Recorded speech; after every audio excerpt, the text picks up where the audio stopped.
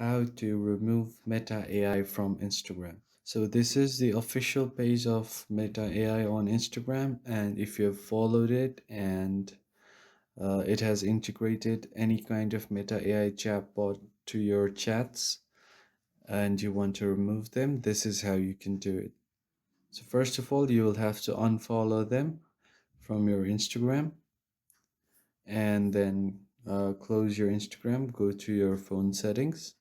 Once you open your settings, scroll down to find your app settings. So once you find your app settings, tap on it and scroll down until you find Instagram. Once you find your Instagram, tap on storage, then tap on clear cache. Once you clear cache, you're going to clear all of your Instagram data. So you have to note that once you clear your data, your login info will also be cleared. So you'll have to log into your Instagram again. And hopefully this fixes your problem and your Meta AI chatbot will now be removed. Thank you for watching.